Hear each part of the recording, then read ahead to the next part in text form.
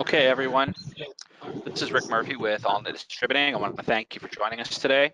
The format of the webinar is our typical format, so you are welcome to ask questions in the Questions tab, which should appear on the right side of your screen in the pop-out window. Type in any questions that you might have, and we'll address them with Jared toward the end of the presentation. I would like to invite you to subscribe to our archived webinars, which are on the AllNet Distributing channel on YouTube. And also, please look for our emails. We're having a series of in-person trainings in each of our branches coming up through the summer. So thank you all for joining us on the webinar today. Today we've got Jared Kantak, who's joining us from AVProEdge. Note the new name. So we knew this product line is AVProConnect forever, and they recently changed the name. So the product is, we just call it AVPro here in the branches. So anyway, without any further ado, here's Jared to talk to us about some of the audio product that AVPro has. All right, thanks, Rick. As he mentioned, my name is Jared Kantak with AVProEdge, formerly AVProConnect. Today we're going to talk a little bit about audio, some basic audio codecs, how those integrate in everyday systems, some of the products that we have to handle that, and hopefully get a better understanding of what we have to offer on the audio and video side. Of course, any questions, as Rick said, just go in the lower right in the chat box. We'll go ahead and get started here. So today we're going to cover audio types and how they're supported, the role of EDID as it pertains to audio, as it is important not just in video, different audio management devices, of course. We'll take a look at some different distributed system layouts, multi-format and two-channel in the same systems, how that interlaces with each other, smart TVs, how we deal with those in system layouts, and some tips from the AVPro lab as well. So audio types we deal with, some of this can be pretty basic, I'm sure, but we're just going to kind of breeze through it. So we have PCM, pulse code modulation is what it stands for. This is your standard two-channel. There's no bit stream decoding. Works with basically everything, of course. Then we have LPCM, up to 8-channel audio. Again, no bit stream decoding and recording, so no Dolby or DTS licensing, but we can still get some pretty unique sound out of it without any decoding. Then we're getting into our decoded audio codecs, Dolby Digital, which is up to 5.1. We now have bit stream encoded. Dolby Digital Plus, up to 7.1, again, bit stream encoded. Dolby True HD, 7.1, which is enhanced bit stream audio and does require HDMI, which this includes Dolby MAT, stands for Metadata Enhanced Audio Transmission. I can't talk. And we got Dolby Atmos, which would qualify under that. And that, of course, is object-based audio, and that does require MAT. Of course, that's the HDMI. We got DTS, which is 5.1, again, bit stream encoded. DTS-MA, technically unlimited, but mostly up to 7.1, bit stream encoded. And then DTS-X, object-based audio, their answer to Atmos, so to speak. Common connection types. These are your two-channel ones. So on the left, you see your standard left and right audio breakouts. Then we got our Phoenix connectors. This is what you'll see on our matrix as far as the analog audio outs. So you'll be able to do balanced or unbalanced audio depending how you wire it up. And then you got your 3.5mm jack, which is also doing two-channel. I'm sure you guys run into these every day. It's all review.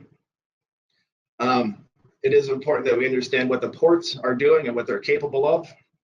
So with the top right one there, that is a coax or SPDIF coax that can handle up to 6-channel. So that's doing your Dolby Digital or your standard DTS. Then the second one there, we got your Toslink connector.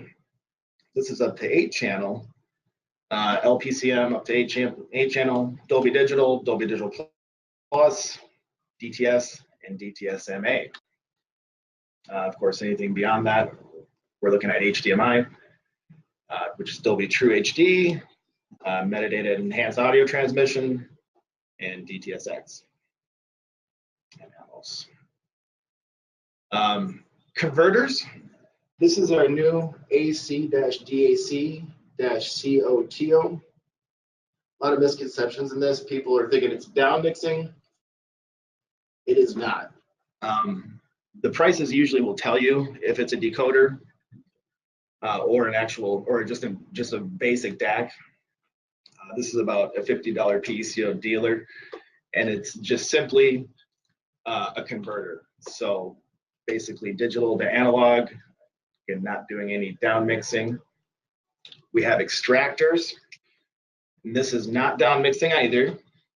So this is simply saying what's coming in is what's going to come out of that. So this particular piece is our AC-SC1. It's a scaler. It's an EDID manager. It's got a 3.5 millimeter output on it. That's where the audio extractor comes from. This has got some other unique functionality as far as video-wise we can get into later if we have time. This is the second one there. That's our new AC-DA12 AUHD. So this is a 1x2 18 gig splitter, but we actually included a Toslink output. And on the second output here, we actually put a scaler on it too. So later on, we'll get into how we're kind of skirting some video and audio issues with existing AVRs, just with a simple tool like this. And even on our extenders, these are our 40 meter, 18 gig HD-based-T extenders. We're even giving you audio outbreaks on those. Again, these are not down mixing.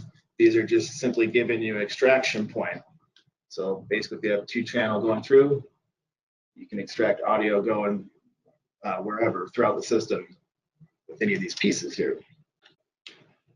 Also on the matrices here, this is our 4x4 18 gig switch. We give you the audio breakouts on each output, both digital and analog. We can bind these to the output, we can bind them to the input, or we can independently matrix them wherever we want. Again, not down mixing in the switch. That is coming shorter than later. But these are the audio options that we're giving. So moving on from there, here is our simple audio extender. So we're talking about just simply audio from point A to point B over category cable. And this will do up to 150 meters.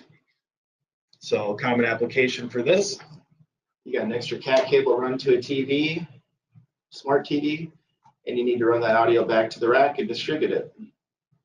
You have an extra cable there. This is a simple, inexpensive solution to go either coax or optical in from the display or any audio source back to the rack. Decoders. So now we get into our down mixing devices, is what they're called in the field, also called decoders. And these are what you need to have Dolby and DTS licensing for, which we do have. And it's just working on getting the modulator worked into the actual switches. But we do have these pieces here, which the first one is called the AC-ADM-COTO.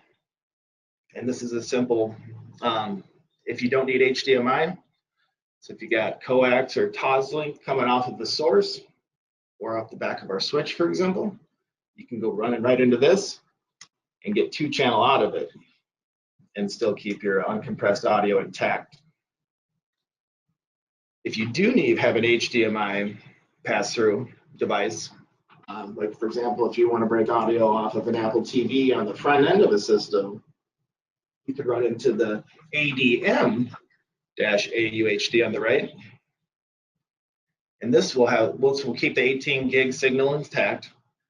and allow you to extract 2-channel and distribute that throughout the whole house 2-channel system. So since we're not actually physically doing the switch at this point, a common application is to just use this COTO device on the back of the switch. So you'll run your uncompressed audio through the matrix. It'll hit all your zones that you want, uncompressed. And on the back of the switch is where we're extracting the audio and then down mixing it into the whole house system. If you want to do it on the front end and you don't have an HDMI pass-through, then this is the guy that you need.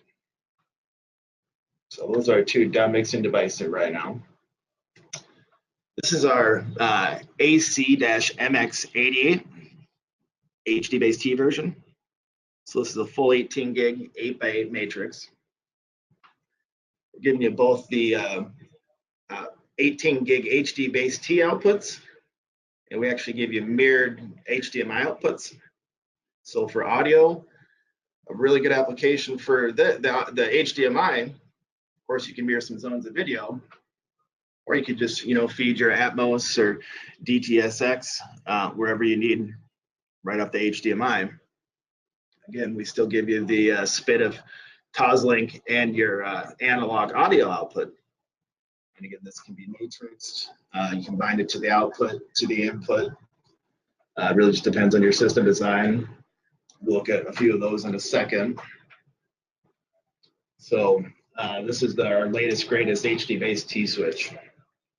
And it does give you that audio functionality. If you, on any of our switches, if you type in the IP address, this is our simple little control setup. So as it pertains to audio, this is where you set your audio delay, go up to 630 milliseconds, or just bypass it. That's a nice little feature in case you need a little extra, or the AVR is maybe not giving enough. The next screen on the setup is our actual, where you set up how you want it to act, basically. So you can bind to input, bind to output, or you can independently matrix it wherever you want. EDID is extremely important not only for video. The #1 problem we see with HDR is EDID, but commonly with audio as well. So on our switches, we make it pretty simple. We give you 2-channel. It's going to request the source to give up only 2-channel audio, and use this when you have a 2-channel system only. We give you 6-channel. This is going to be what you're going to want to select when you want the source to only give up 6-channel. So if you're using SPDIF, Toslink, or coax, this would more than likely be your transport method, the option you choose. 8-channel, we call it floodgates open, so to speak. All the available codecs are going to be asked from the source. And this is going to be when you're using HDMI, when you need the highest available audio. So EDID is only request. You can manually, intentionally, or unintentionally a lot of times, override an EDID for audio in some storage devices, but we need to be careful. It's really important that more than ever that every piece of equipment in the chain is able to handle EDID, because EDID is only a one-way communication. It can only go from the source, or excuse me, from the display to the next device in the chain. So when we're talking about connecting a Blu-ray player to a TV, not really going to see any issues because your display is talking right to your source. However, when problems are introduced, we have a Balun set in there, a matrix switch, an AVR, maybe a splitter, God knows what else in there. Your display can only talk to the next device. Your next device can only talk to the next device. So that's where we're seeing tons of problems. So this is a live cutout from our matrices. So this is an example of the different EDIDs that we give you. You can see your 2-channel, 4K 30, 4K 60, 6-channel, 8-channel. You can have your own custom EDIDs, and of course we can copy them from each output. So we have extremely robust EDID management, and any piece of equipment that you guys buy, I would definitely consider that. So this is an illustration right here of where does my EDID come from. This is a little backwards. So the highlighted item is where the EDID is coming from. So in this first example, you got a Blu-ray player to a TV. Your source is getting the ID from the sync device. The sync device is referred as display, or where the signal is ending up at. You can see where it gets further complicated. So now we're starting with the EDID from the sync, but it can only talk to the AVR. AVR might not be able to handle it, might misconstrue it. It's going to give the wrong EDID to the source sometimes. We can further complicate that. Sync, going to AVR, talking to a switch, now going to a source, and so on. You can see how the systems get more complicated, and that EDID has a longer path, much more treacherous path travel, basically. So all devices have a different way of handling EDA as well. So it's really important that, especially our end device, right before the source, is having that robust EDID management. Or commonly, we can use an EDID fixer, like our scaler, learn the EDID right from the sync device, and then introduce it right before the source. Thus, effectively, it's emulating that a source was directly to the display. So now we're starting with the best signal, or the correct signal, and it's a lot easier for that signal path to go down now if we're starting with the right signal. So, moving on. System planning. As far as audio, how do you want the user experience to be? This is where we get into the different options we have as far as, do you want the audio to follow the output or the input, or are we going to independently matrix it? So when you want the extracted audio to follow the corresponding HDMI input, we can bind it to the output. And in this illustration here, we're just simply extracting audio from each output, going into our audio matrix. So essentially, we're giving you extractors.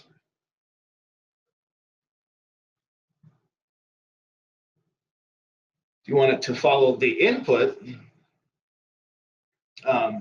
when you want the extracted audio number to be affixed in a certain input. So if you want that audio to always follow input 1, then that's when we're binding it to the input. So again, we're going from our matrix to the audio matrix here, just we're following the input. The HDMI is going to play separately from your video. Does that make sense?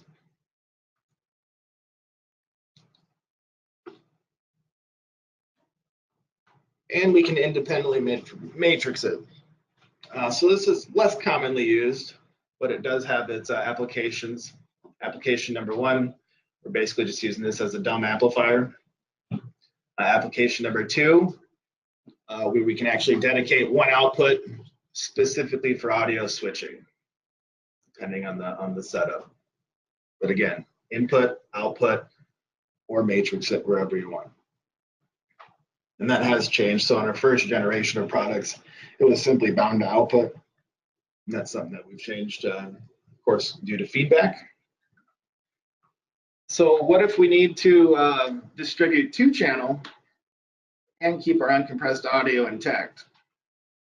Since we're not actually physically downmixing in the switch right now, we do have some separate pieces for that. So if you don't need to do multi-channel audio, you can simply set your sources to 2-channel, and you'll be able to break off whatever you need. No problem. And that's what this is demonstrating right here. So again, if you don't have any multi-zone audio zones, you can simply set the source to 2-channel and be able to break that off the switch. No problem. A lot of applications aren't like that though. So we need to actually distribute 2-channel and keep our uncompressed audio intact. That's where we introduce these down mixing pieces. So this is the ADM-AUHD. And this is just simply demonstrating a source with Dolby. So we'll just say this is a 4K Blu-ray player. We're going in here, HDMI in, and we're going to pass through HDMI out, keeping that fully intact. And then through the audio breakouts, we can distribute our 2-channel and distribute that no problem. So this will continue on through the matrix or wherever you're going, and we'll be able to distribute that uncompressed audio. This little device too does support audio return show. So we'll get into that as far as how we can use this, especially with a smart TV, to get the audio back to the rack.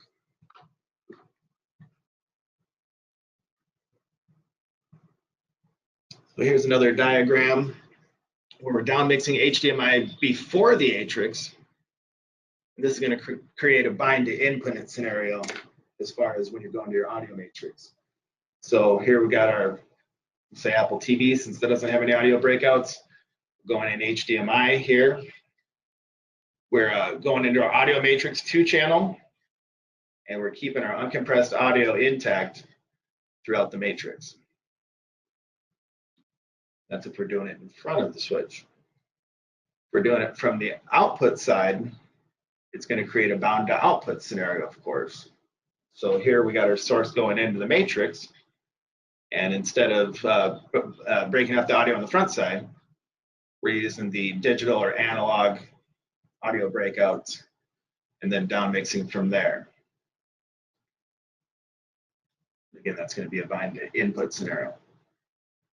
So this is probably the most commonly most prescribed application. So let's say you got your Apple TV, you don't have any audio breakouts on it. We're going into the matrix, full uncompressed audio. We're hitting all our zones, full compressed, uncompressed audio. But now we're using the Toslink output of this matrix and going into our inexpensive COTO down mixer. So now we're down mixing out the back of the switch. And again, since we can matrix the audio, you can bind that to the input or the output and get the audio that you want. So rather than using the more expensive HDMI pass-through here and having it bound to input, most people would choose to do the on the output side of our switch and down mix from there. And in less than 6 months, we should have all this built in there. So I'm hoping by CEDIA, we'll actually have the down mixing pieces built in. All right. So I alluded to the fact that we have some devices that we've built to skirt some AVRs. Many of the tech support calls that we take, especially when it comes to HDR or high dynamic range, are directly related to receivers. Whether that's a high-end new receiver, maybe it's a legacy super high-end receiver, or whether it's your Walmart special, we're coming up with some issues on many of them. So the idea behind this 1x2 splitter, this is an 18 gig 1x2 splitter that you saw earlier. It's giving you your audio outbreak on it. But if you're doing a distributed video system and you got an AVR that maybe it's a crapshoot, what you're going to get out of it as far as video, they're usually pretty good with audio, not so much with video. Or maybe you have a 1080p receiver, does audio great, but it won't do the latest graded video. You don't necessarily have to replace that. So the idea behind this is that you're coming, from your matrix into, let's say, a home theater zone. You're going into the HDMI splitter here, 1x2 splitter. We're going to go the first output here, right to the TV, full 4K uncompressed. And with the other output, we're going to go to the receiver. But we did put a scaler, remember, on output number 2. So if you want, you can downscale it to 1080p while retaining the full bitstream audio. So you're giving the receiver something it can handle with 1080p video, and you're giving it the audio that it wants as what. So essentially, we're bypassing the AVR when it comes to video, and we're giving it some really easy video handle. So this is a really inexpensive way to solve a lot of issues. Furthermore, if you're doing a standalone system and you want to still skirt the AVR, we've built this MX42, super inexpensive. We're talking less than $300 dealer, full 18 gig, 4x2 matrix. And we have an output number 2 that has a scaler on it. So if you want, you got your 4 18 gig inputs, you got your 18 gig output right to the display, and we can scale the second output, go to the AVR. So again, we're giving it 1080p video, something we know it can handle, and we're giving it the audio at once as well. So that we're just kind of separating that. So we figure anytime you can take an AVR out of the mix, it's a win situation. So a lot of them are audio masters, not so much with video, and especially when it comes to HDR, we've seen a lot of issues. So those two pieces can be your best friend in the field. Moving on from there, we do have a few of our Balins that support audio return channel. ARC as it's referred to. So this is the first one here on the left. This is our fiber optic Balins. So this, in effect, is basically an HD-based extender, except for the fact that it's using fiber optic instead of category cable. So this is going to give you your IR, your RS-232. It's got full EDID management, but you can also do audio return channel. And you can do that right through the HDMI, or there's a little dip switch on it where you can break it off the Toslink. Always recommended to do Toslink on either the category cable version, which is the EX100 444. These guys will support ARC. They'll also do USB and Ethernet. So this is our new 100-meter Balin that does full 4K 18 gig at 100 meter, but also gives you the audio return channel. Again, that's either right through the ARC or through the digital audio out, which is always recommended. I don't know if many of you guys are carrying USB, but this one will actually do it. These do give you audio breakouts. So we give you the analog audio breakouts on both ends, not the down mixing outputs, but again, the extraction ports. And that's on either the fiber or the copper Balins. So if you need audio return channel from AVPro, you're looking at our fiber optic Balins. They're called the EXO 444 or the AC-EX100-444-kit. So on all of our pieces, if you see 444 on it, that means it's doing the 18 gig as far as the Balins. The nomenclature on our matrices to indicate that it's doing full 18 gig is AUHD. So we kind of touched on these a little bit earlier. We call these the AUDEX-DIGI. And this is just a simple audio extender over category cable. So again, you got your coax or your Toslink in over category cable up to 150 meter, going back into the Balin, and we're going either coax or optical out. And you can switch those around too. So it's a cheap, inexpensive way to carry audio. Smart TV audio management continued. So this is an advanced process where we got a smart TV audio into a local AVR and back into a distributed audio system. So here in our rack, we got our sources going into our matrix, we're going into AVR, and now we're going into our ADM AUHD. So this is the down mixer that has HDMI pass-through. We're going out of that TOS-link into our audio extenders, back to our audio amplifier, and then we're getting the audio back from the TV via the same device. So now we're shooting the audio from the TV back to the distributed audio amplifier. So that's another application for the ADM AUHD. So some tips: if you're hearing a digital buzz, it means the decoder that you're plugging into does not support the codec being sent in. So simply reduce your audio codec, go into the source. Random audio zone switching, go into the interface that we provide you.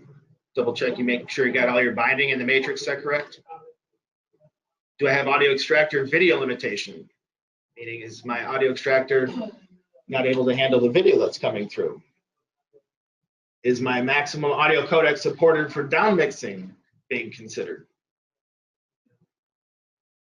Control system logic. A fully populated matrix is required for control 4 to bind to output.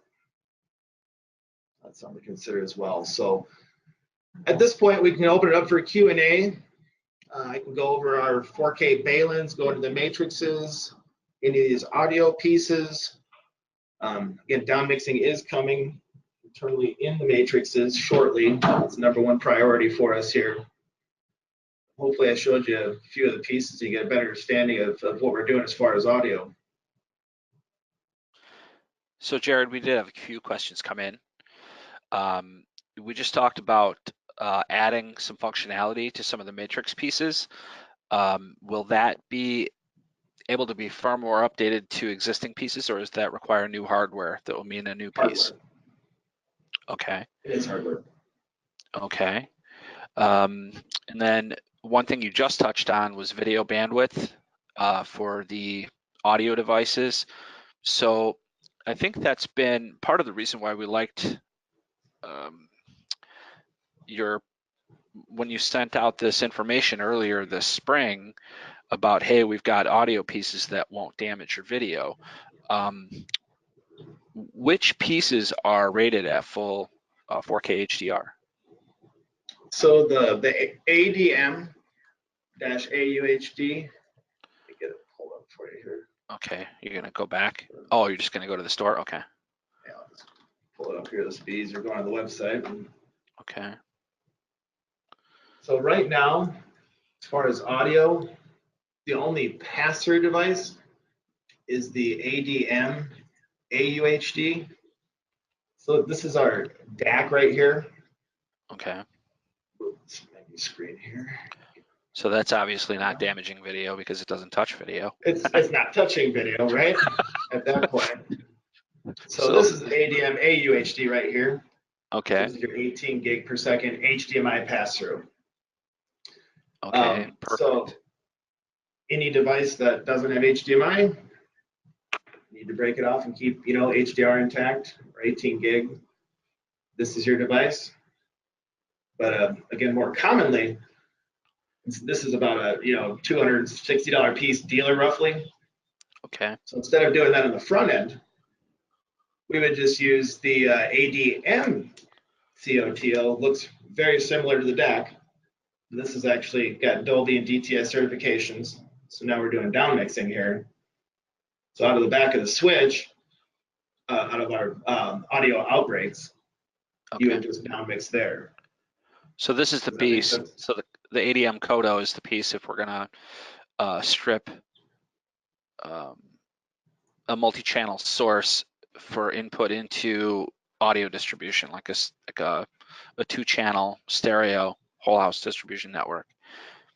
Yep, exactly. Okay. And then can you go back either on the slide deck or here to the piece that you showed 2 different pieces to extend the life of an existing surround build. So if a customer has, let's say, like a really fancy pants surround processor or receiver that they bought maybe a year or two ago before everything had full 18 gig switching in it.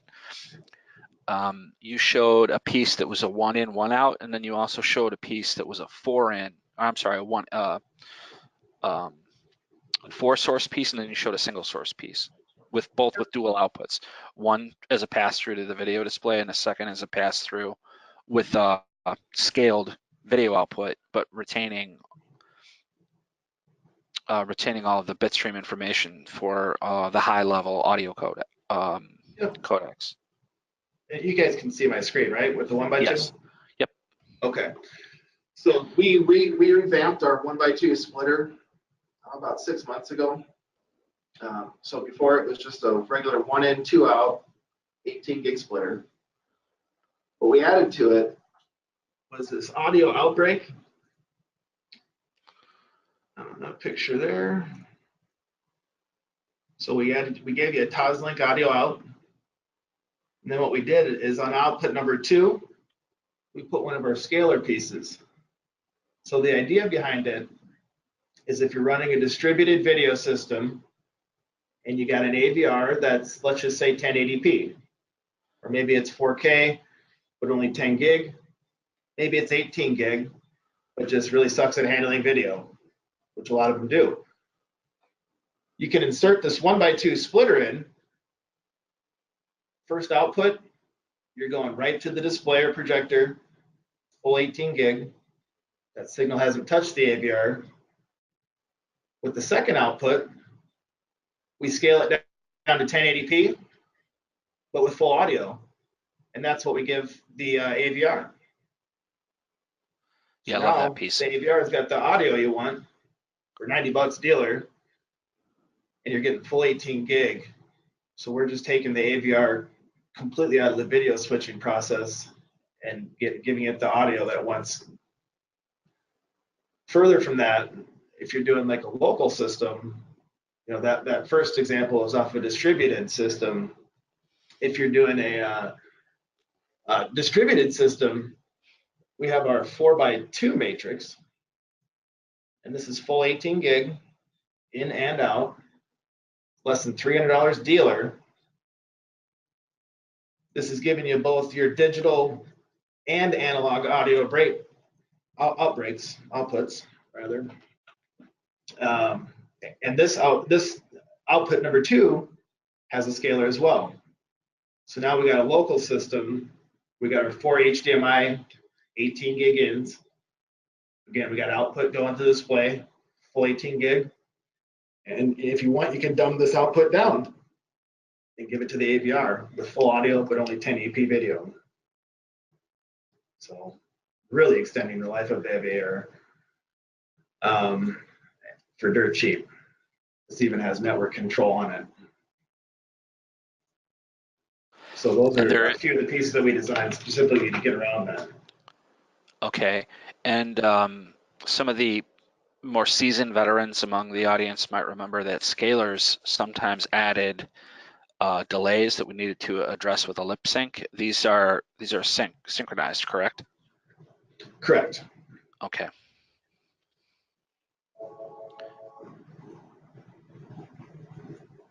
So as far as the audio is concerned, that's the 18 gig pass-through that we have. Of course, you know, with our matrices, those are all supporting full 18 gig. And we have the ability to do, you know, full audio through those as well. Okay, so Michael is asking about how you select the output resolution of the second output. So it'll default to be a mirror, correct?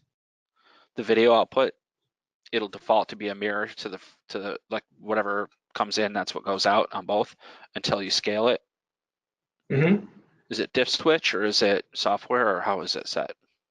Right on the front panel there. Okay. You can do it through the software as well. Okay. All right. And then that's how you choose, you know, which audio you want to select as well. But yeah, you can do it through the driver, through our system, or just right on the front panel. We do IR too. Okay. And another question came of the extender set that you showed a moment ago, the new 100-meter extender set that has audio return channel. Does that require the video to be dumbed down in any way, or can it still do 4K HDR, Dolby Vision, and ARC? All of the above. Okay. And it does the ICT like the other extenders do? Correct. Okay. All right. Well, I guess on the topic of ICT, if you want to go into extenders, I think we're done with the questions on the audio pieces. Okay, certainly. So we get a lot of questions on our extenders as well. So I'll just kind of start from the top and go down from there. First, I want to explain what we're doing or how we're doing it.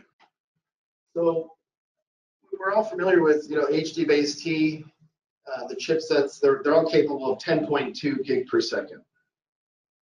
So there's basically three main chipsets that are in wide use today and that we use as well. We know that with 18 gig video, we're at 18 gig.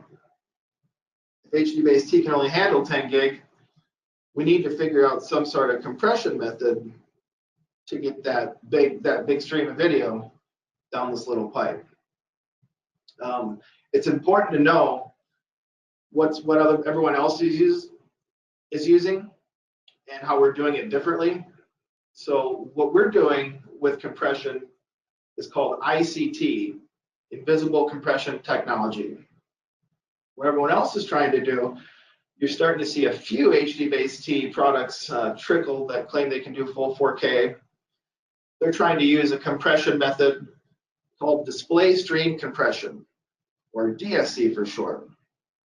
We threw that out the door well over a year ago because it did not work reliably past 14 gig.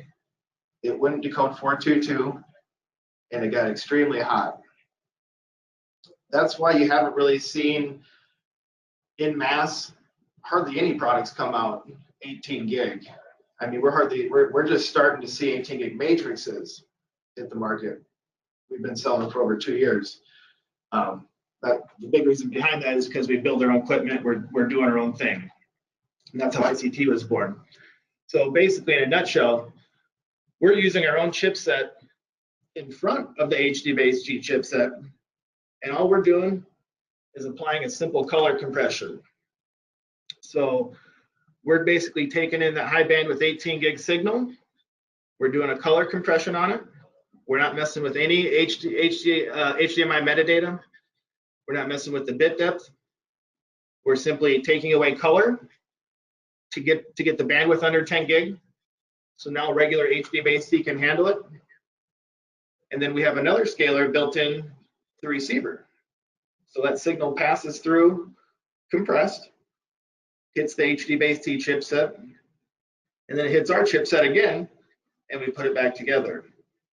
So it's really compression is kind of a bad word. It's more of a temporarily compressed. So we shrink the color and we put it back together.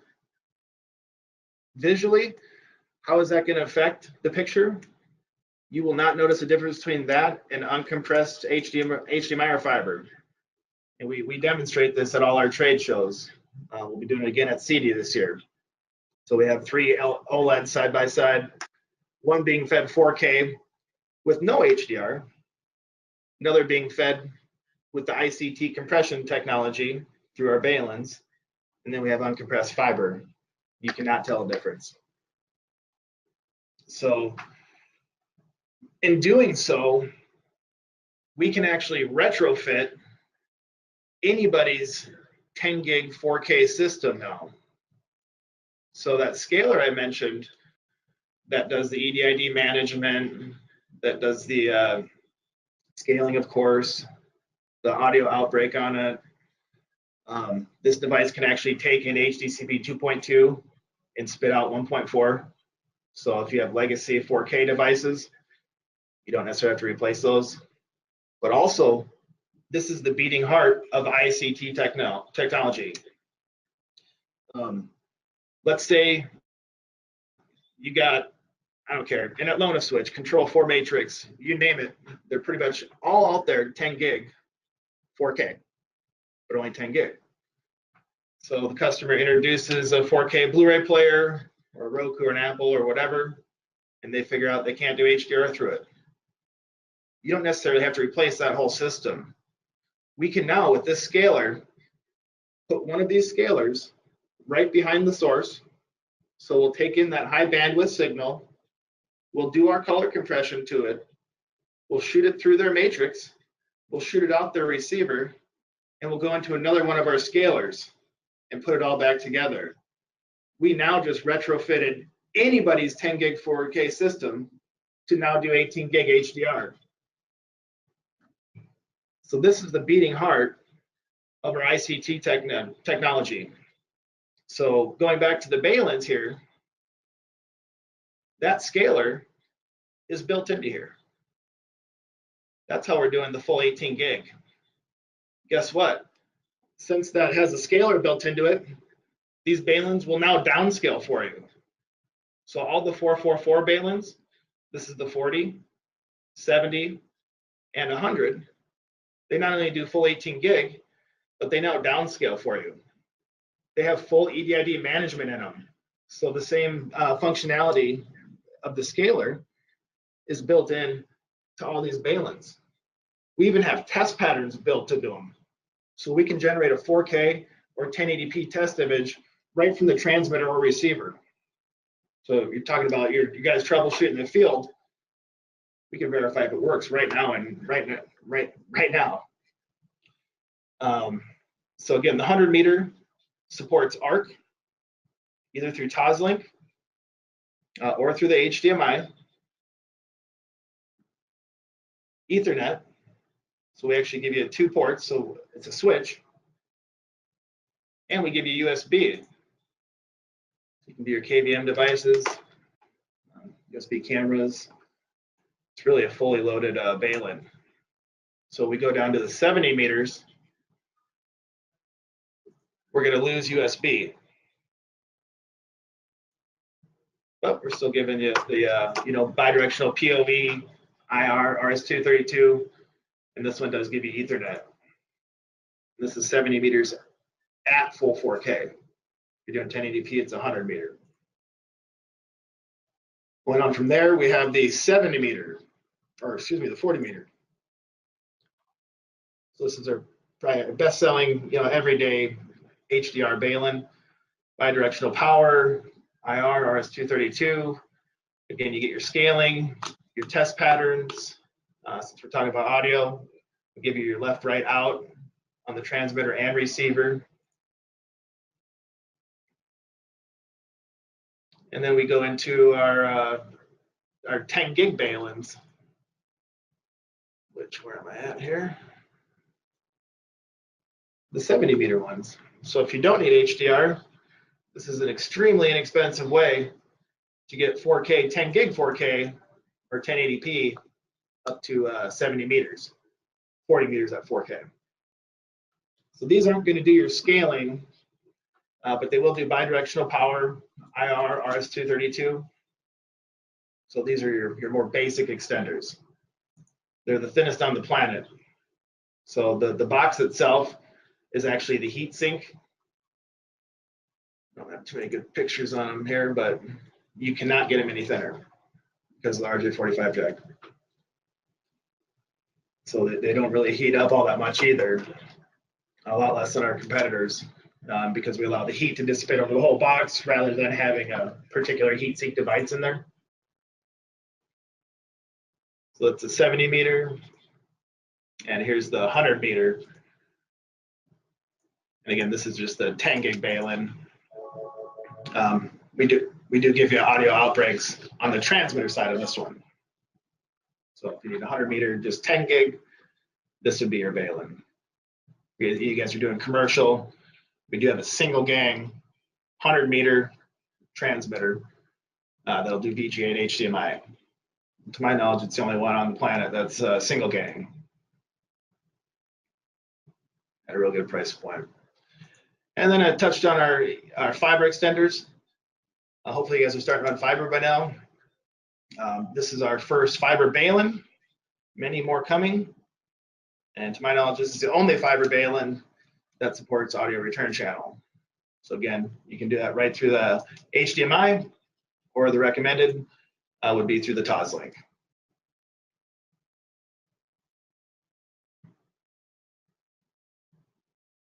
So, any more questions?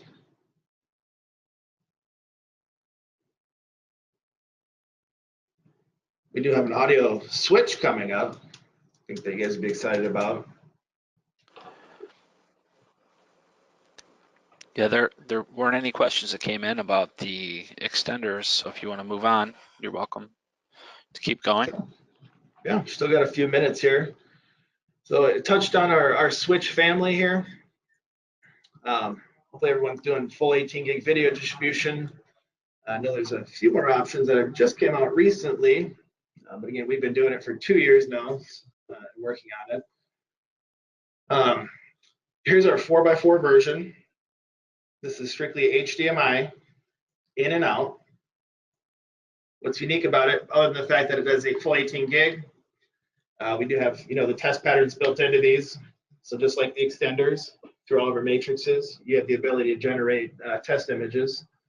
But we also put scalers on each output of our switches. So if you're watching 4K in one room, your kid's watching the same thing in his room, but it's only 1080p. Most systems will dumb everything down. We'll shoot the appropriate video to each location, whether that's full 18 gig, whether that's 10 gig 4K, whether that's 1080p. So that's an important function to know on our switches. We do have HD-based T versions of our switches as well. So this has got the ICT technology built right into it. This is our 4x4. And we also give you your mirrored HDMI outputs. So if you want to do full 4K uncompressed, awesome. You want to do the 18 gig ICT, great. Not going to tell the difference from far picture. These are also rated at 70 meters, full 4K. So the receiver that comes with it will get you 230 foot at 18 gig. We do have this in 8x8, and we have a 16x16 HDMI only version at this point. The modular 16x16 will be dropping here within a few months, and that one you'll have the ability to do whatever you want. We're even working on some options with switches. I don't have an ETA, but let's say you got 16 ports, you can customize that any which way you want. So if you need a 4x12, we can do that. If you need a 12x4, we can do that. So basically these ports will be hermaphrodites, if you will. Probably a better word. So some really exciting stuff coming. But we have hands down the largest 18 gig selection of products in the world, and more coming.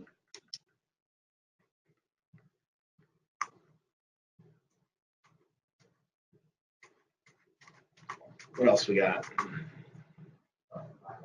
If you have all 4K infrastructure and you don't need scaling or audio delay in the matrix, our best-selling matrix recently has been our 8x8, we call it the NSFS, no scaler, faster switching.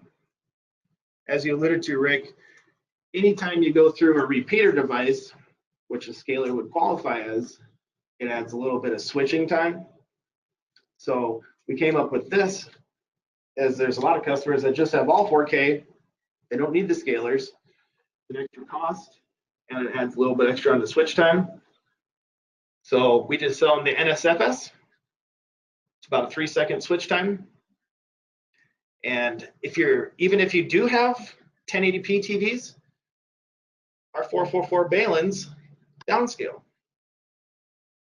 So not only do they serve a purpose now in the fact that they're going to allow you to downscale, but when they replace that TV and want to do HDR, you already got the infrastructure in place. So really, this has been our best-selling switch. Yeah, it's about $2,000 dealer for a full 4K 18 gig matrix.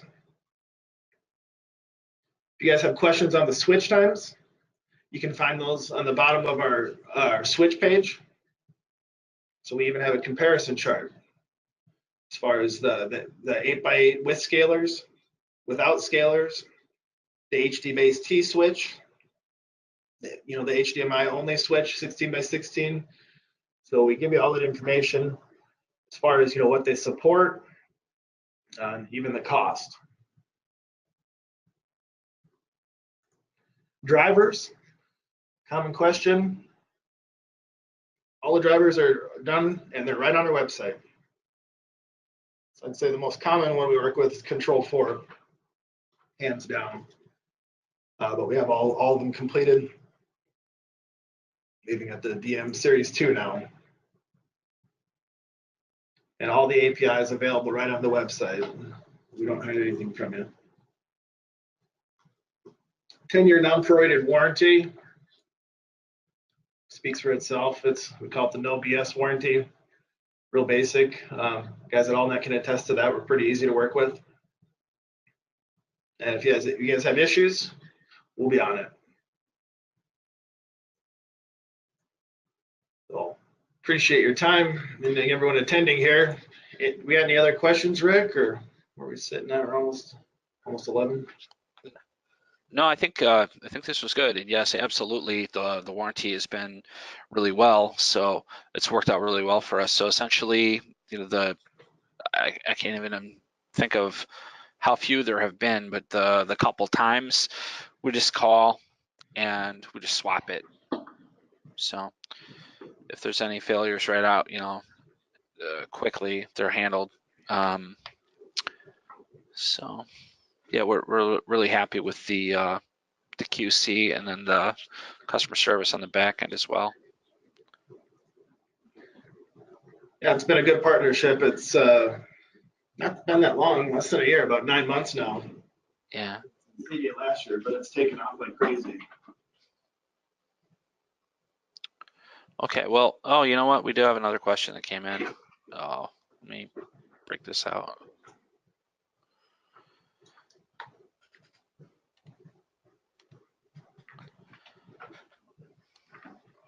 Oh, just a comment from Joe. He said, love their stuff, never had an issue.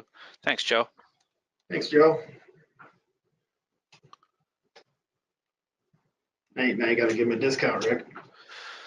Joe, call me afterward. Jared says you get a discount. Speaking of discount, one of the things that we were promoting on this event is 15% off on the audio products and the extender products. So if anyone would like to take us up on that, just send in a PO. So we're going to track who participated in the webinar. So for those of you who are on, you get the discount. For those of your colleagues and competitors who didn't, they don't. So good news for you, you get to make a little extra margin on your HDMI accessories and your audio breakout accessories for the next for purchases that go in through the end of the week. So for those of you who would like to take advantage of that, we would like to see the POs submitted to AllNet before end of day on Friday. So just let us know what you need. All right. So if anyone has any questions, please feel free to type them in really quickly. Otherwise, we're just at 11 Central. Jared, thank you very much for your time today. And yeah, thanks for putting this together. Oh, yeah, you're very welcome. So everyone, thank you again for joining us. And this will be recorded. And since we did talk about dealer pricing, this is not going to be on the posted publicly on the AllNet channel. We'll just save the archive and we'll host it privately. So if anyone wants a link to the archive to share with any of your colleagues who may not have been able to attend the session today, just reach out and let us know, and we'll make sure and make that available to you for your for the rest of your staff members who had to work today. So thank you everyone for joining us, and Jared, once again, thank you for presenting today. It was a good presentation. So we're going to go ahead and end the webinar.